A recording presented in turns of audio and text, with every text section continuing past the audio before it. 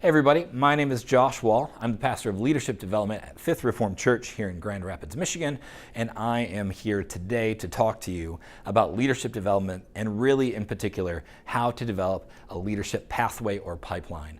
Developing a leadership pathway or pipeline is a crucial part of any ministry or organization. How we develop, recruit, train, and deploy leaders is crucial in the ongoing existence and function of any organization. And today I'm going to give you a quick, easy, straightforward, and gloriously flexible tool in how you can do that. So, the leadership pathway and pipeline process that I know breaks down into roughly any organization into somewhere between 4 to 6 levels. For the sake of today, we're going to use 5 because it's in the middle and because I have 5 fingers on one hand and that makes it more fun. So broadly, if you think of any organization, you normally step in at your initial level at some stage. We're going to just call you a leader. We could call you a volunteer just as easily. It's the first stage and a point in an organization where you've raised your hand and say, hey, I want to serve. Hey, I want to do this. Hey, sign me up. I want to be part of this thing. At this stage in the organization, you are leading, but you are primarily leading yourself. Leadership development, at the end of the day, is the skill of leading others in increasing levels of complexity, right? It's a general term. We use it for a lot of things, but its most concrete and functional use is to understand it as the hard skill of leading people in growing levels of complexity. So you start out at some stage with what we're generally call a leader, right? Or a volunteer or an employer, someone who first steps in off the line. The second level of leadership development, broadly, is someone that we're going to call a team leader.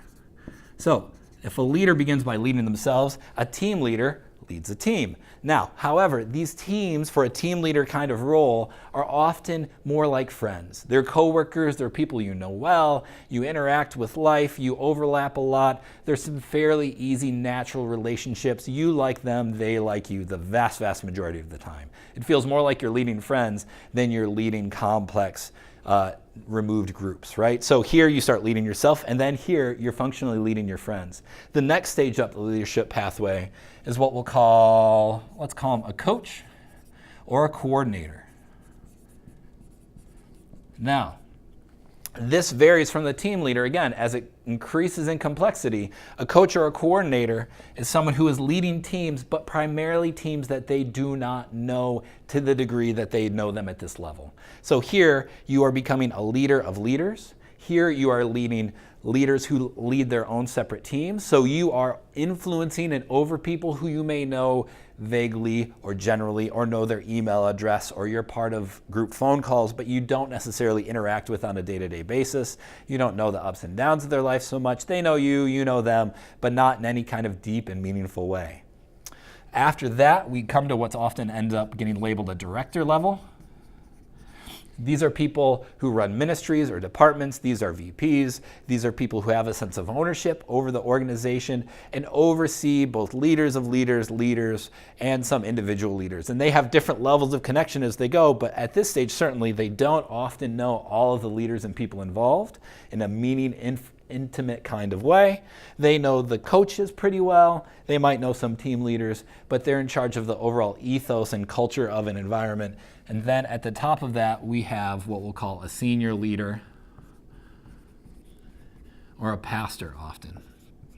And these are people that broadly, their organizational responsibility is to oversee and evaluate the entire thing. If something goes wrong, at the end of the day, the buck stops with this person. They have direct relationships with their directors. They know coaches and coordinators. They have touch points throughout the system, but at the end of the day, their job is big picture, right? Where are we going? How do we get there? And they appoint, empower, and direct people that help implement things along the way. Now, the way we develop leaders through this process is both straightforward and takes some work, right? So broadly, if you can define your organization along these levels, right, the goal is to move people up through these levels as much as they want to go. Not everyone will want to go all the way, but people will gradually want to work their way up to a point where they think this is where they want to stop.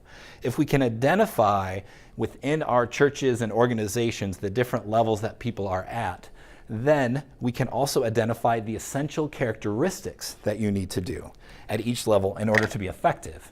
So, leading yourself starts off, there's 3 things you need to do. For example, you normally need to show up on time. You need to answer emails. You need to respond when someone reaches out. You need to be accountable for yourself, those kinds of things. At a team leader, you can think of probably 2 or 3 other things that you need to do. Same with the coach coordinator, same with the director, same with the senior pastor. The way we move people then up through the pathway primarily is if we can think of a couple of goals, let's say 3 to 5, that you need to go from being a leader to a team leader, and we could lay those out, say like they're rungs on a ladder, then what we need to do is we build trainings and programs and curriculum and relationships that help leaders move themselves from this level to this level, or this level to this level, or this level to this level, so on and so forth. Those can happen in a lot of ways. They can happen in coaching groups. They can happen in relational huddles. They can be intense and over the span of a day. It can be ongoing for a couple of months.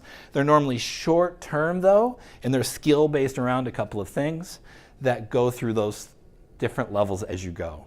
If you think about it, that is the easiest way you move your way up, right? That's the easiest way, or advance yourself across if you want to turn it on its side.